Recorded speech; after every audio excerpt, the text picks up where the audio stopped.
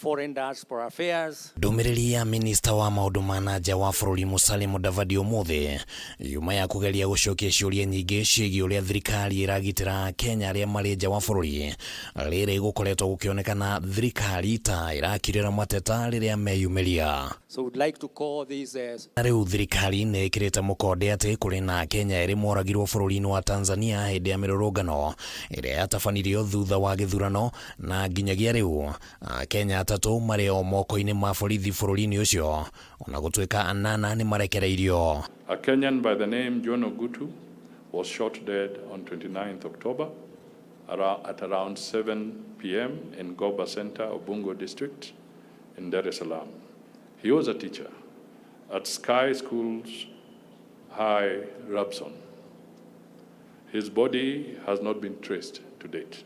Ministry no ningi ni orotete Akenya eri aria maranyitetwo bururi-ini wa Uganda makirikana ati nio mathire kuingira mutaratara-ini wa kiuteti wa bururi ucio na uguo magikora moko-ini ma honge cia kiugitiri. That the ministry closely monitored the case of the two missing Kenyans, Mr. Bob Njagi and Mr. Nicholas Oyo, who disappeared on 1st October 2025.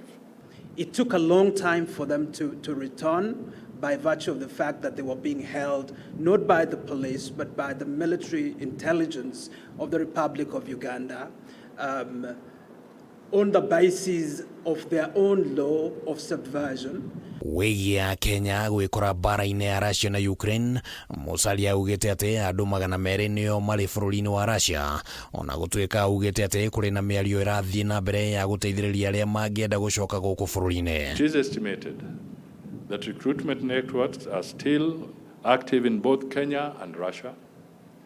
The Kenyan embassy in Moscow has reported injuries among nationals and others stranded after attempting recruitment into the war efforts. Ningi thirikari ni yugite ati kuri na Kenya manyitetwo ni mbiraru cia Ukraine haro-ini yo irathie na mbere na ati President William Ruto na murunawe wa bururi wa Ukraine ni mararaniria niguo Kenya acio marekererio. It's not that they were recruited by Ukraine, but they are being held as prisoners of war.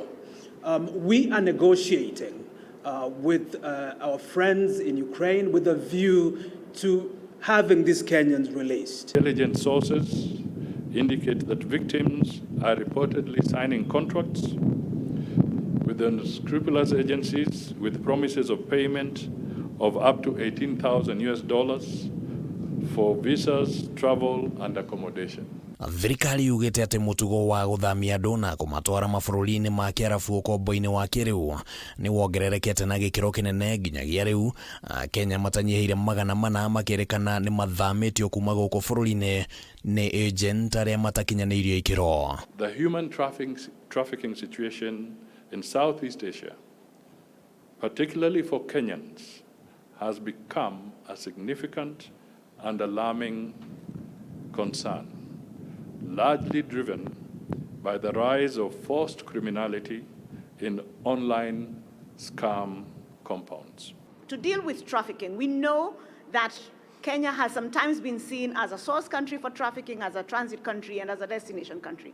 And so trafficking in persons is something that we take very, very seriously and have put in place this infrastructure. Kenya matanyihiire 500 aria makoretwo makomete mabururi-ini matiganite ni macoketio guku Kenya, 126 magieterera gucokio guku Kenya na angi 68 ni manyitetwo migwate ni itoi mabururi-ini matiganite. Thank you very much. Tumemaliza. Hado-ini ha KAMEME TV, retwa riakwa ni KIMANI wa NGUNJIRI.